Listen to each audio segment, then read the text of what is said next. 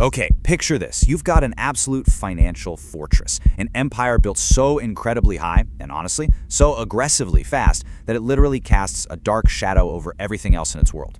We are talking about a true titan here, the fifth largest powerhouse of its kind in the entire United States. Every single day, it handled billions of dollars, and it commanded absolute fear, deep respect, and total awe from the oldest, most established players in the game.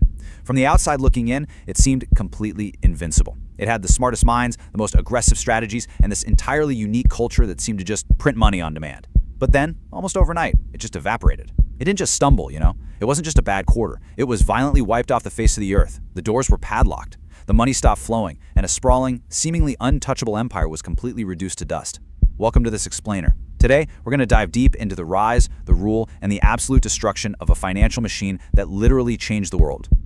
The sheer scale of this collapse is honestly almost hard to process. So, here's the billion-dollar question. Actually, scratch that. It's the $35 billion question.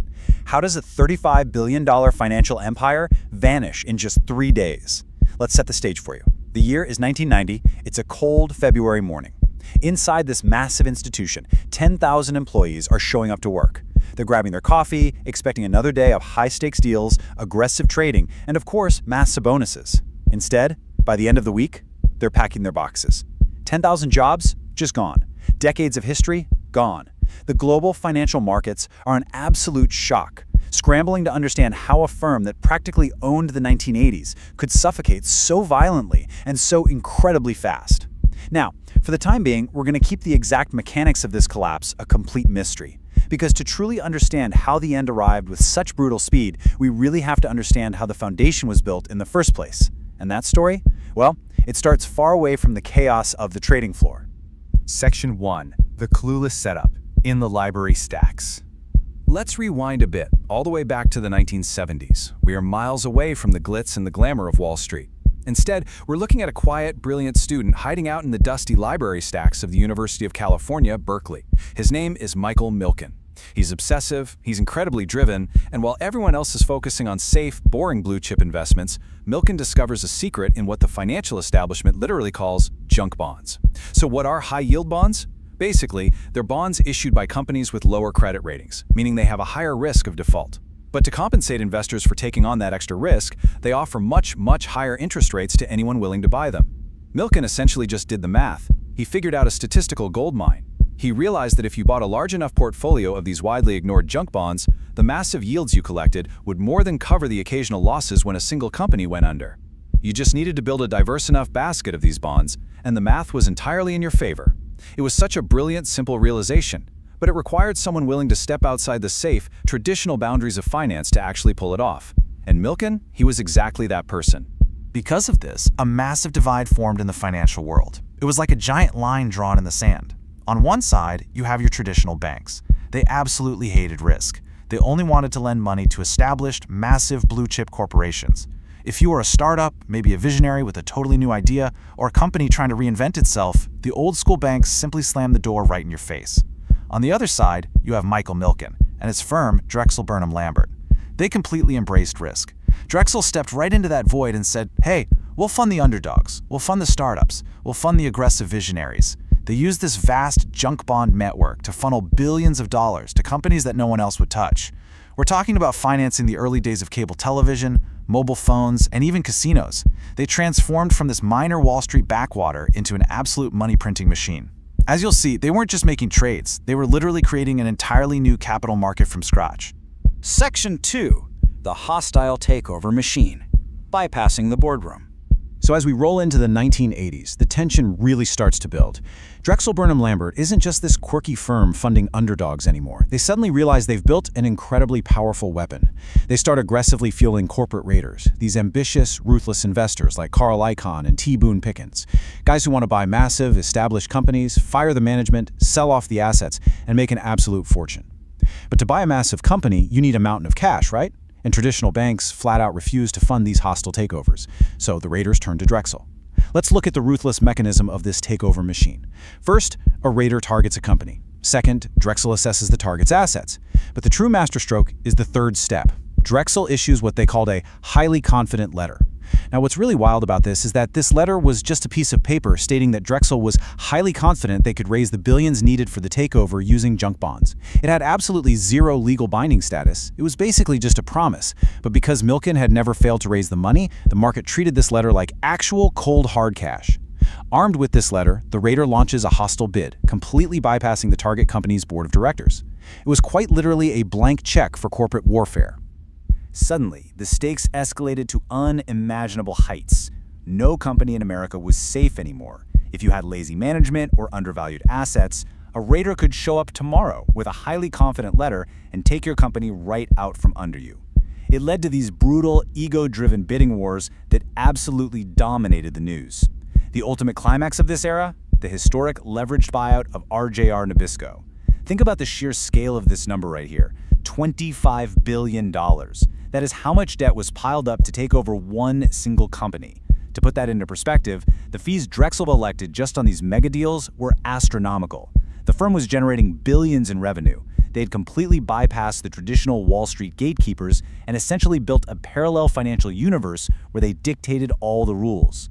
But with that kind of unchecked power and that kind of unprecedented money, a very dark, very dangerous culture started to take hold. Section 3. Inside the Predator's Ball, the culture of excess. This unprecedented volume of debt fueled a highly arrogant, winner-take-all culture. The traditional Wall Street firms over in New York were furious and frankly terrified. But Drexel, they didn't care at all. At the dead center of this excess was Michael Milken's famous X-shaped trading desk over in Beverly Hills, California. From this single desk, Milken controlled the entire junk bond universe. He sat right in the middle, seeing and hearing every single trade. The daily life there was absolutely grueling. You had 4:30 a.m. start times on the West Coast just to catch the opening bell in New York. Milken demanded absolute loyalty and total unquestioning commitment to the firm, but if you survived it, the rewards were staggering. We are talking about unprecedented multi-million-dollar cash bonuses being handed out to people who are literally just a few years out of college. And to celebrate all this power, Drexel proudly hosted an annual conference in Beverly Hills. The critics absolutely hated it and famously dubbed it the Predator's Ball. But instead of rejecting the name, Drexel just embraced it. The Predator's Ball became this defiant, lavish celebration of their absolute dominance over the traditional financial establishment. It was a room filled with billionaires, corporate raiders, and Drexel clients, all essentially worshiping at the altar of high-yield debt. To truly understand the sheer scale of the hubris and the insane money at play here, you really just need to look at one figure: $550 million. That is exactly what Michael Milken was paid in a single year back in 1987. Let that sink in for a second. $500 million in 1 year. It remains the highest salary ever paid to an employee in the modern history of the world up to that time. It was just an obscene amount of wealth. And naturally, it sent a massive shockwave through the public and the government. When you're making that kind of money and you're actively dismantling major American corporations to do it, you put a massive, glowing target on your back. The Securities and Exchange Commission, along with some very ambitious prosecutors, started looking very, very closely at how Drexel was operating. They started wondering if this empire was built purely on financial genius or if there was something deeply, deeply illegal holding the whole thing together. Section 4. The Wire and the Fall. The House of Cards collapses. Okay, here is where the mystery of their sudden collapse finally begins to unravel. It all starts with an arbitrage trader named Ivan Boesky. Boesky made hundreds of millions of dollars betting on corporate takeovers. He seemed to possess this uncanny, almost magical ability to know exactly which company was going to be taken over right before it was publicly announced. Well, the regulators suspected he wasn't just lucky. They suspected he was getting inside information directly from the people financing the takeovers, Drexel Burnham Lambert. In late 1986, the government finally caught him dead to rights on insider trading. Facing years in a federal penitentiary, Boesky made a choice. He flipped. He pleaded guilty, agreed to pay a record-breaking $100 million fine, and then he did the unthinkable. He agreed to wear a secret wire. For weeks, Boesky held meetings with his Wall Street contacts, recording every single conversation for the federal government. He was secretly gathering evidence to implicate the biggest players in the game, including Michael Milken and the top executives at Drexel. When the news finally broke that Boesky was an informant, absolute panic swept through Wall Street. Let's look at the timeline here, because this sparks an unavoidable slow-motion avalanche of destruction. In November 1986, Boesky officially cooperates with the SEC. For 2 years, Drexel fights back hard, denying everything, but the pressure is just relentless. The government starts squeezing the lower-level Drexel employees, threatening them with massive prison sentences until they eventually turn on their bosses. The climax arrives in December 1988. An ambitious prosecutor named Rudy Giuliani threatens Drexel with a fatal RICO indictment. Now, RICO is a law designed to take down organized crime syndicates. A RICO indictment would instantly freeze all of Drexel's assets, essentially killing the firm overnight. Forced into a desperate corner, Drexel surrenders. They plead guilty. Then in March 1989, Michael Milken himself is indicted on 98 counts of racketeering and fraud. The architect of the entire junk bond universe is forced out of the very firm he built. The foundation is severely cracking, and the final collapse is now just months away. And this brings us right back to those final 3 days of doom we talked about at the beginning. After pleading guilty, Drexel paid a staggering $650 million fine. At the time, it was the largest securities fine in history. But honestly, the money wasn't even the real problem. The real problem was trust. In the financial world, if people don't trust you, you are dead in the water. Drexel's credibility completely vanished. Clients fled. The junk bond market they created started to crash as default rates skyrocketed. And then came the fatal blow. You see, Drexel relied heavily on short-term loans called commercial paper just to keep the lights on day to day. Well, in February 1990, the market got spooked. Lenders flat out refused to roll over Drexel's short-term debt. The commercial paper market completely froze. Drexel literally ran out of cash.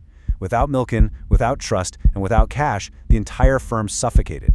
They begged the government for a bailout, but the Secretary of the Treasury at the time actually held a grudge against Drexel for a past hostile takeover, and he absolutely refused to help them. And just like that, the $35 billion empire filed for bankruptcy. Section 5. The Junk Bond Aftermath. A trillion-dollar legacy. The shockwaves of this violent bankruptcy, they didn't just stay on Wall Street, they hit everyday people on Main Street. Life insurance companies that had invested heavily in junk bonds suffered severe financial damage, putting everyday savings at serious risk. And remember those 10,000 employees we mentioned earlier? Well, 5,000 of those jobs were lost literally overnight. The highly lucrative leveraged buyout market completely froze up for years. Michael Milken eventually pleaded guilty, paid hundreds of millions in fines, and actually served time in a federal prison. Yet, interestingly enough, the story doesn't end with total destruction. While Drexel Burnham Lambert was utterly destroyed by its own excess and arrogance, the financial instrument they birthed, the high-yield junk bond, actually survived. In fact, it thrived. Once the dust finally settled, the broader market realized that Milken's core mathematical thesis, the one from his days back in the library, was actually completely correct. Today, high-yield bonds are a totally standard, highly regulated tool used by companies all over the globe. The market Milken created is now worth over $1 trillion. Modern private equity firms rely heavily on the exact same debt strategies to buy and build companies today. The creator was destroyed, but his creation, it became a permanent pillar of modern finance. So we finally arrive at the end of this incredible saga. From a quiet university library to the roaring heights of Beverly Hills to a sudden and completely brutal bankruptcy. As we wrap up this explainer, you really have to ask yourself a serious question. Where is the exact line between brilliant financial innovation and disastrous, unchecked excess? Michael Milken and Drexel saw a way to fund companies that the establishment completely ignored, and they built a trillion-dollar industry doing it. But in their drive to win at absolutely all costs, they crossed ethical lines and brought down a $35 billion firm in a matter of days. So have we truly learned the lessons of the Predator's Ball? Are our modern markets safely regulated? Or are we merely waiting in suspense, watching the numbers climb, just waiting for the next massive house of cards to fall? Definitely something to think about. Thanks for joining me on this explainer. I'll see you next time.